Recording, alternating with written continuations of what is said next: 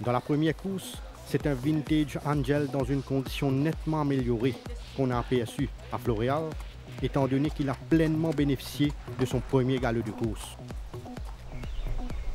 Captain Saunders n'a pas souffert de sa dernière sortie et comme vous le voyez au Light Kent, il n'a effectué que des séances d'entretien pour garder sa belle forme. Craftman est visiblement mieux dans sa peau, comme en atteste l'état de son coating qui s'est bien amélioré ces derniers temps.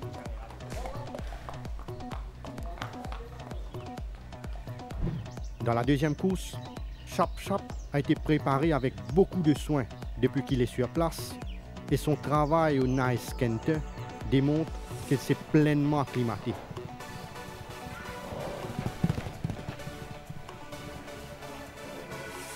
Vows Dream a été bien ménagé pour son entourage et comme vous pouvez le constater, il a gardé pratiquement une stabilité au niveau de sa condition.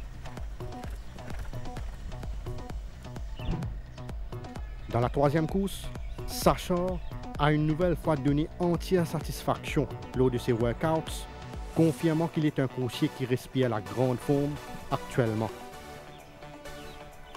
No Resistance a longuement séjourné à Floréal après sa dernière sortie, un break qui lui a fait beaucoup de bien étant donné qu'il court bien après repos. Maestro Salute est définitivement mieux dans sa peau, comme on atteste sa bonne prestation lors de son travail au Nice Kent.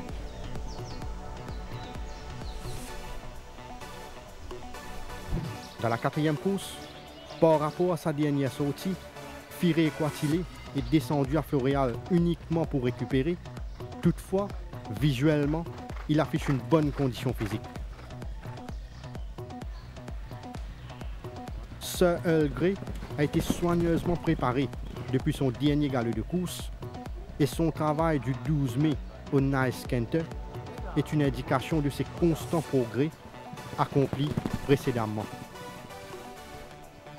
JJ's Wild n'a pas été soumis à des séances poussées à Floréal, mais il affiche toujours une belle forme après sa brillante victoire.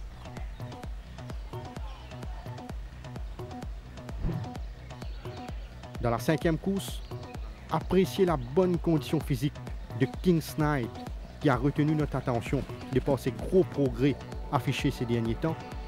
Il est décidément beaucoup mieux physiquement. Step to Fame a séjourné longuement au centre Guy Desmarais après sa dernière victoire et il est légèrement mieux par rapport à la dernière fois. La première sortie de Psycho Sid lui a fait beaucoup de bien et il accomplit des signes de progrès évidents par la suite. Dans la sixième course, visiblement, Netflix n'est pas encore à 100% de ses moyens, mais c'est un coursier qui possède du tenue et qui a encore progressé par rapport à ses débuts. Easy Lover est un magnifique alezan qui a été patiemment entraîné depuis la Duchesse. Il s'est d'ailleurs bien comporté lors de ses workouts, démontrant sa belle forme. Cherish the Charm a été l'auteur d'une longue récupération au centre Guy Desmarais. Il n'a pas souffert de son premier galop et il est même en léger progrès. Dans la septième course, Aficionado a profité pleinement de sa dernière course pour peaufiner sa condition et il a même l'air d'avoir perdu du poids, ce qui est un bon signe. Aspara n'a pas été bousculé depuis ses débuts prometteurs et son entourage a pris tout le temps nécessaire pour bien le cerner et il est en constant progrès. Harry Hope It Happens est un coursier délicat, mais qui donne l'impression d'être bien dans sa peau actuellement. Dans la huitième course, admirez ce Count Henry qui s'exerce à l'intérieur de Lecture-D, un coursier d'avenir qui ne cesse de gagner en condition.